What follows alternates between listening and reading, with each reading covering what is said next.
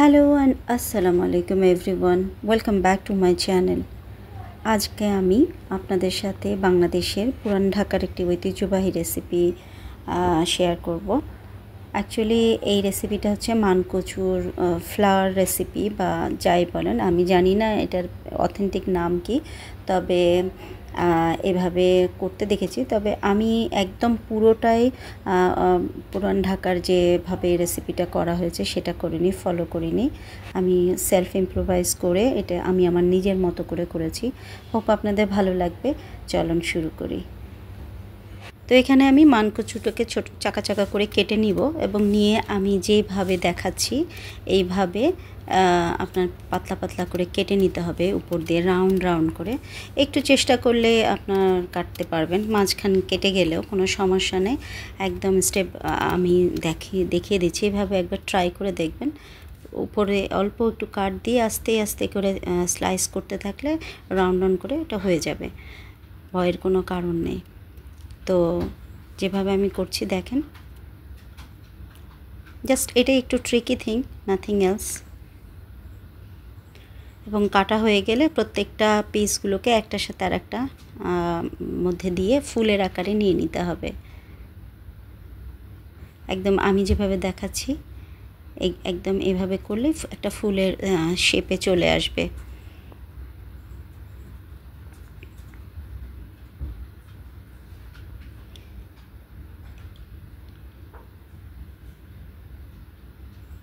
তো এইভাবে round round করে হয়ে গেল। এখন সুন্দরভাবে এটা থেকে যাবে, এটা খুলে যায় না, তবুও এটাকে আমরা এখন নেক্সট স্টেপে যাব।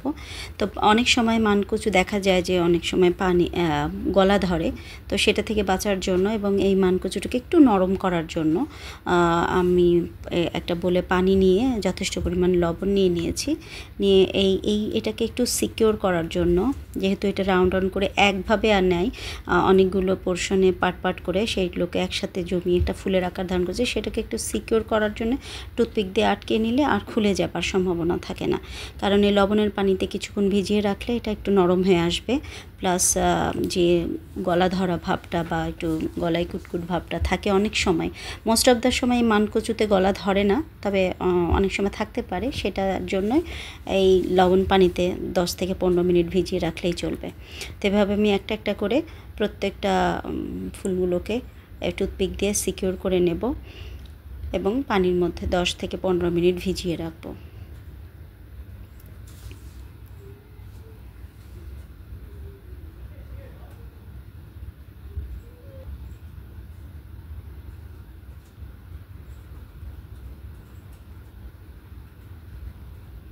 এটা একটা ফান, এই পোর্শনটা করতে অনেক মজা লেগেছে, কারণ অনেকেরই এটা একটা করতে করতে প্রথমবার হতে হবে না, সেকেন্ড টাইম থার্ড টাইম সুন্দর সুন্দর ফুল আঁকাবে, দেখতেও ভালো লাগে, করতেও ভালো লাগছে। তো এইভাবে ভালো করে পানির মধ্যে ডিপ করে দিতে হবে, হাত দিয়ে একটু চেপে চেপে কিছুক্ষণ রেখে তারপরে 10 থেকে 15 মিনিট মতো রেখে দিয়ে আবার এটাকে ফ্রেশ পানি দিয়ে ভালো করে ধুয়ে একটু পানিটা ঝরিয়ে ফেললেই হবে। তো এরপরে নেক্সট স্টেপ হিসেবে আমি কিছু মশলা নিয়েছি, সেটা হচ্ছে গোটা পেঁয়াজ, রসুন, আদা কুচি আর কিছু গরম মশলা নিয়েছি, যেগুলো হচ্ছে যেমন গোলমরিচ, কিছু এলাচ, একটা দারুচিনি, তেজপাতা আর কিশমিশ নিয়েছি। কিশমিশটা আপনার ইচ্ছা হলে নেবেন, না হলে নাও নিতে পারেন। আদা বাটা, রসুন বাটা, পেঁয়াজ বাটা, এখানে চিংড়ি মাছ আমি আধা থেতো করে নিয়েছি আর নারিকেল বেটে নিয়েছি। এখানে চিংড়ি মাছ আমি গোটা ব্যবহার করব না, আধা থেতো করব এবং একদম পেস্টও করব না। আর এইটাকে আমি লবণ থেকে উঠিয়ে ভালো করে ফ্রেশ পানি দিয়ে ধুয়ে নিয়ে পানিটা ঝরিয়ে নিয়েছি, কি সুন্দর, এবং এটা একদম নরম হয়ে গিয়েছে। যে কোনো খাবার রান্না করার আগে তার সৌন্দর্যটাই একটা অন্যরকম মনে হয়। তো এই খাবারটাও আমার রান্না করার আগে এত ভালো লাগছে, মনে হচ্ছে একটা ফুল আস্ত ফুল।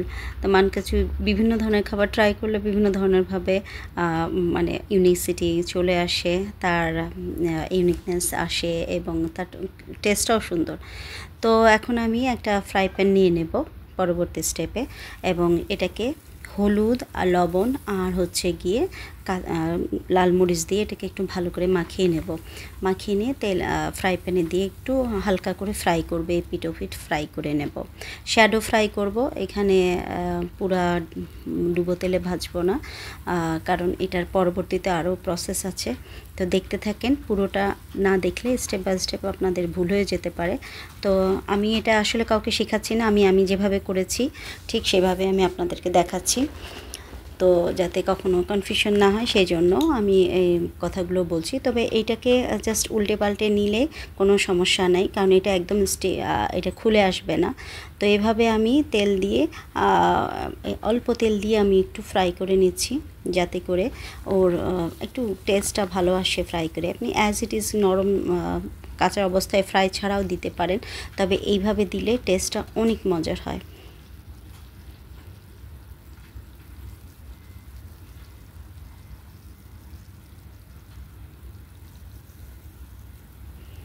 বেশিক্ষণ ফ্রাই না করলেই চলবে, জাস্ট উল্টিয়ে দেখলেই হবে একটু লাল হয়েছে কিনা এই পাশ ওপাশ, জাস্ট কাঁচা ভাবটা একটু দূর হয়েছে।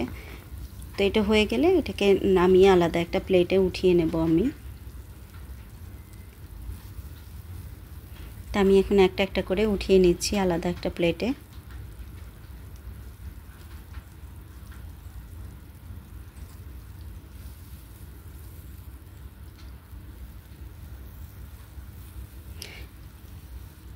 এবং পরবর্তী যে ব্যাচ আছে সেই ব্যাচটুকুও দিয়ে দেব।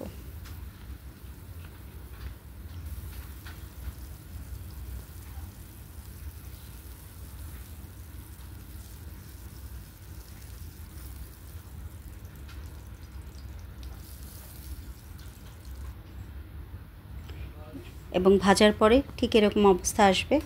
তো আমি এখন এটাকে সরিয়ে রেখে একটা বড়, এবার ফাইনাল এডিশন বড় একটা পাত্র নেব, যেখানে তেল দিয়ে নিব, খাবার তেল। তাতে সমস্ত যে গোটা মশলাগুলো দেখিয়েছি সেগুলো দেব, এবং সাথে পেঁয়াজ দিয়ে দেব। পেঁয়াজটাকে একটু ভুনবো বেশ কিছুক্ষণ, তারপরে 2-1 মিনিট ভুনার পরে পেঁয়াজ বাটা, আদা রসুন বাটা দিয়ে দেবো এর মধ্যে। পেঁয়াজটা একটু নরম, মানে পিঙ্ক কালার একটু নরম ট্রান্সলুসেন্ট হওয়া পর্যন্ত হলেই আমরা আদা বাটা রসুন বাটা জাতীয় যে মশলাগুলো থাকে সেগুলো দিয়ে দেবো। যেমন আমি এখানে ব্যবহার করেছি পেঁয়াজ বাটা, আদা বাটা, রসুন বাটা। তো পেঁয়াজ আদা বাটা রসুন বাটার একটু স্মেলটা চলে যাওয়ার পরই আমি এখানে চিংড়ি মাছটা দিয়ে ভালো করে একটার সাথে মিলিয়ে নেব। আমি এখনও অন্য কোনো মশলা দেইনি, কারণ এটার সাথে ভালো করে আদা বাটা, রসুন বাটা, পেঁয়াজ বাটার সাথে মরিচ, গোলমরিচ এগুলো সব মিলে একসাথে ব্লেন্ড হয়ে যাবে, যাতে টেস্টটা এনহ্যান্স হয়। সেজন্য ভালোভাবে চিংড়ি মাছ দিয়ে এটাকে কষিয়ে নেওয়ার পর আমি নারিকেল বাটাটাও দেব। এবং নারিকেল বাটাটা দেওয়ার পরে কিছুক্ষণ 2-1 মিনিট নাড়ার পরে সেটার মধ্যে আমি একটু হালকা পানি দিয়ে দেব, যাতে ওটাতে আর একটু ভালোভাবে ব্লেন্ড হয়। এবং তারপরে বিভিন্ন মশলা যেমন জিরার গুঁড়া, ধনিয়ার গুঁড়া, লাল মরিচের গুঁড়ো আর চিলি ফ্লেক্স সামান্য দিয়েছি। এরপরে একটু সামান্য 1.5 চামচ মতো চিনি দিয়ে নিয়েছি, ফর টেস্ট ব্যালেন্স হয়ে যায়। এবং এরপরে আমি দুধ দিয়েছি। আমার কাছে নারিকেলের দুধ পর্যাপ্ত ছিল না, এই জন্য নারিকেলের দুধ দেইনি, তবে নারিকেলের দুধটা দিলে খুব ভালো হয়। যেহেতু আমার ছিল না, আমি দুধ দিয়েছি, নারিকেলের দুধের বদলে দুধ দিয়েছি পরিমাণ মতো। এটার কোনো পরিমাপ নেই, আপনার ইচ্ছা মতো দিতে পারবেন আপনারা। তো এটাকে ভালোভাবে কষিয়ে, আমি এখানে হলুদ ব্যবহার করিনি। তো এটাকে ভালোভাবে কষিয়ে যখন একটু তেল উপরে ছেড়ে আসে, আপনারা তো জানেনই যেভাবে মশলা তৈরি করেন, নর্মাল মশলা যেভাবে তৈরি করে ঠিক সেভাবে।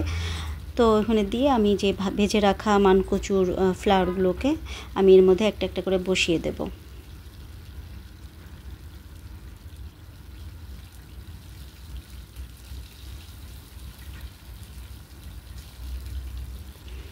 বসিয়ে দেওয়ার পর যে মশলাগুলো আছে ওগুলো একটু নিচ থেকে উপরে একটু একটু করে প্রত্যেকটা ফ্লাওয়ারের উপরে উপরে দিয়ে দিব, যাতে করে ভিতরে যে পরতগুলো আছে জাস্ট প্রত্যেকটা ভিতরে যেভাবে আমি রাউন্ড রাউন্ড করে একটার পর একটা পরত পরত করে দিয়েছি, সেগুলোর মধ্যেও যাতে রসগুলো যায়, ফ্লেভারটা যায়, তাই সেই জন্য আমি একটু উপর দিয়ে এটা একটু মাখিয়ে দিয়েছি।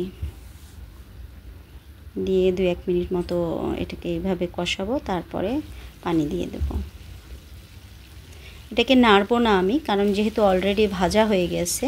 আমি এভাবে হাঁড়িটাকে 2 হাত দিয়ে একটু উপরে ধরিয়ে নাড়িয়ে নিলেই হবে। আর খুব চেষ্টা করতে হবে খুব হালকা হাতে আমি চামচ দিয়ে বা স্প্যাচুলা দিয়ে আমি এটাকে একটু নেড়ে দেব, এই আর কি। আর চেষ্টা করা উচিত যে হাঁড়িটা ধরে পুরো একটু ঝুঁকিয়ে নিলেই হবে।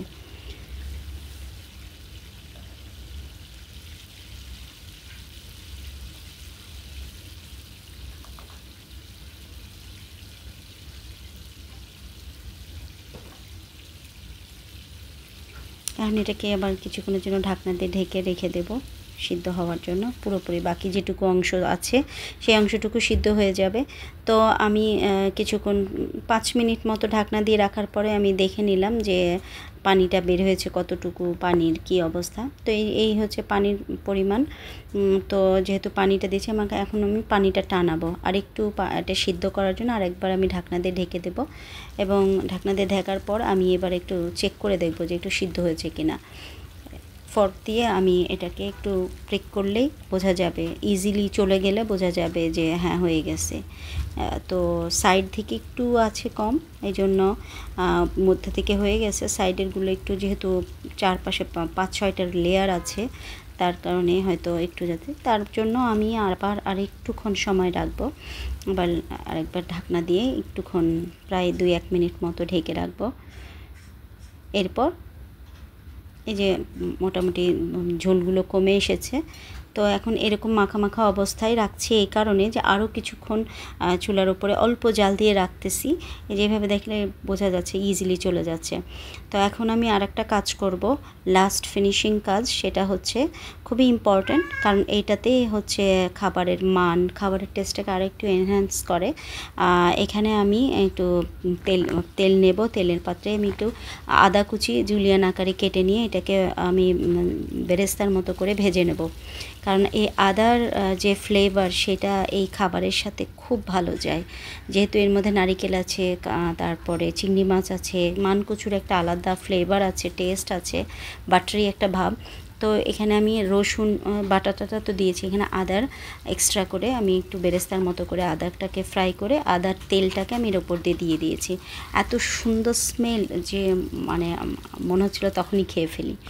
তো এইভাবে ছড়িয়ে নেব। আমি এটাকে আলাদা কোনো পাত্রে উঠাবো না, কারণ আমি অ্যাজ ইট ইজ এটাকে সার্ভিং ডিশ হিসেবে ডাইনিং টেবিলে দেব।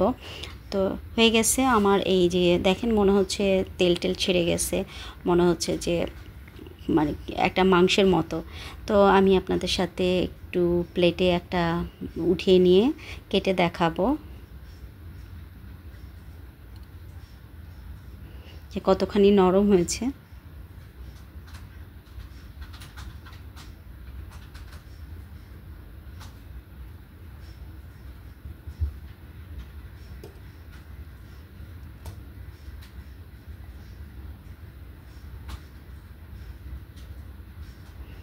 ইজিলি ফর্ক দিয়ে কাটা যায়।